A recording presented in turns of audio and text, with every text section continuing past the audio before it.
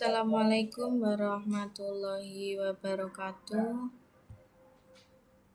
Pada pertemuan kali ini saya akan menjelaskan mengenai materi otomatisasi tata kelola sarana dan prasarana, yaitu menganalisis perencanaan kebutuhan sarpras kantor.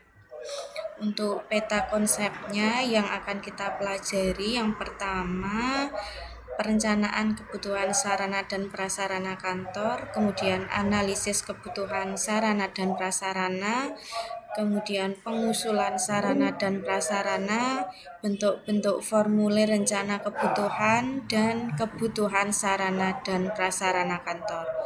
Yang pertama kita akan pelajari mengenai pengertian perencanaan kebutuhan sarana dan prasarana.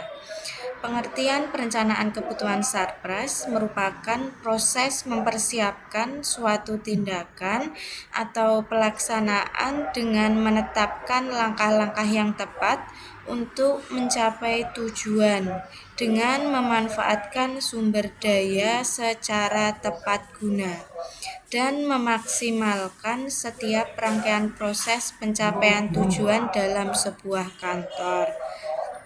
Kemudian hal-hal yang perlu diperhatikan dalam perencanaan yaitu yang pertama, kesesuaian dengan kebutuhan dan kemampuan, karena barang-barang yang tidak tepat akan menjadi sumber pemborosan.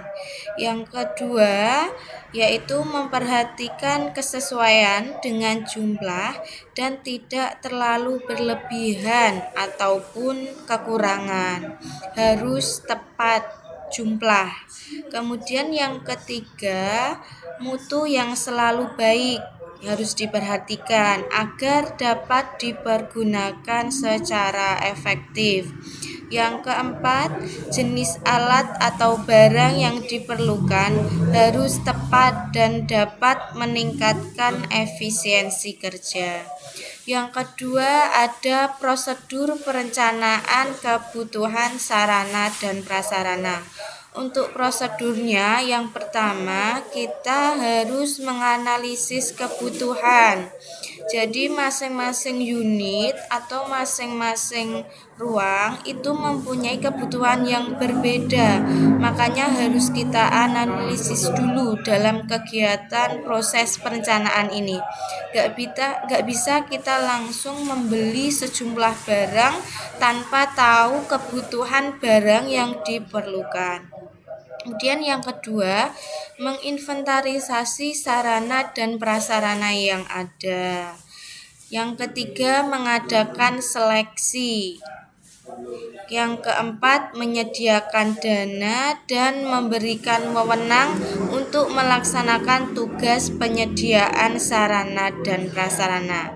Kemudian untuk persyaratannya, yang pertama berdasarkan alternatif. Di sini yang kita lakukan adalah membuat suatu kegiatan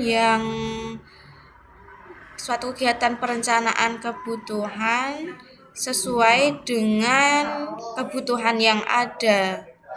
Nah, yang kedua realistis, yang ketiga ekonomis, yang keempat fleksibel atau luas, yang kelima rencana harus dilandasi partisipasi. Kemudian yang kedua ada analisis kebutuhan sarana dan prasarana.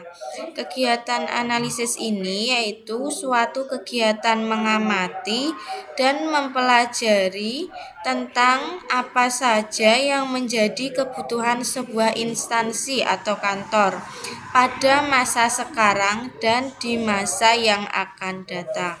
Analisis ini sangat berguna untuk menghindari sarpras yang tidak digunakan atau meminimalisir pemborosan, yaitu bisa menggunakan rumus JKA atau jumlah kebutuhan alat, yaitu dengan cara jumlah alat yang dibutuhkan, kemudian dibagi jumlah alat yang disediakan, kemudian baru dikali faktor guna alat. Kemudian untuk pengusulan sarana dan prasarana, yang pertama menampung semua usulan kebutuhan sarana dan prasarana yang diajukan oleh setiap unit kerja atau menginventarisasi kekurangan sarana dan prasarana. Yang kedua, menyusun rencana kebutuhan Sarpras untuk periode tertentu. Memadukan rencana kebutuhan Sarpras yang telah disusun dengan perlengkapan yang tersedia sebelumnya. Kemudian yang keempat, memadukan rencana kebutuhan Sarpras dengan dana atau anggaran yang tersedia. Kemudian yang kelima, memadukan rencana atau daftar kebutuhan perlengkapan yang urgent dengan dana atau anggaran yang tersedia. Yang terakhir, menetapkan rencana pengadaan akhir. Kemudian di sini ada bentuk-bentuk formulir rencana kebutuhan. Yang pertama adalah formulir model golongan A. Ini ada kolom satuan kerja atau provinsi, kemudian kabupaten, tahun anggaran, dan macam barang.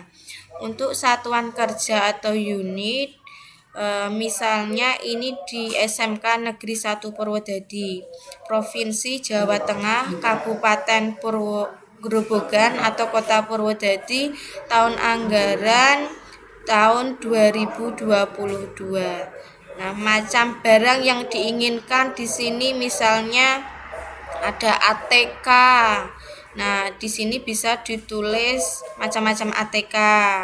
Kemudian ada kolom spesifikasi teknisnya, merek, kemudian jenis, model, ukuran, dan jumlah. Ini juga disesuaikan dengan usulan atau rencana kebutuhan yang sudah kita observasi sebelumnya.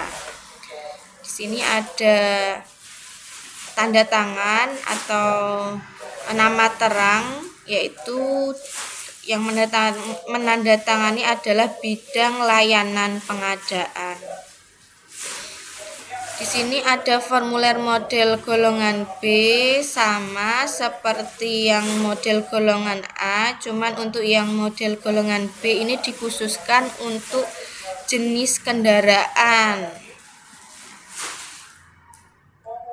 Kemudian formulir model golongan C ini untuk mengisi perencanaan kebutuhan tanah atau lahan.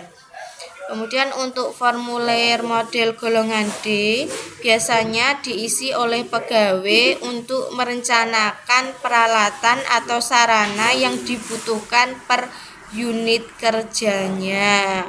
Misalnya tadi sudah observasi di ruang tata usaha, kolom unit kerja diisi tata usaha. Sarana atau prasarana yang tersedia, misalnya yang dibutuhkan ini adalah komputer, yang sudah tersedia ada 3, kemudian rencananya 5, nah berarti usulannya kurang 2, keterangannya bisa diisi volume pekerjaan meningkat, seperti itu. Kemudian untuk formulir model golongan E ini biasanya diisi dengan jenis barang yang akan diajukan, bisa perabot kantor atau barang tidak habis pakai. Nah, ini ditulis jenis-jenis barangnya di kolom yang sudah disediakan. Kemudian yang selanjutnya ada kebutuhan sarana dan prasarana kantor. Kebutuhan yang akan kita beli. Nah, harus ada analisisnya. Apa yang dibutuhkan, bagaimana yang membutuhkan, kemudian kapan dibutuhkan, dan siapa yang membutuhkan.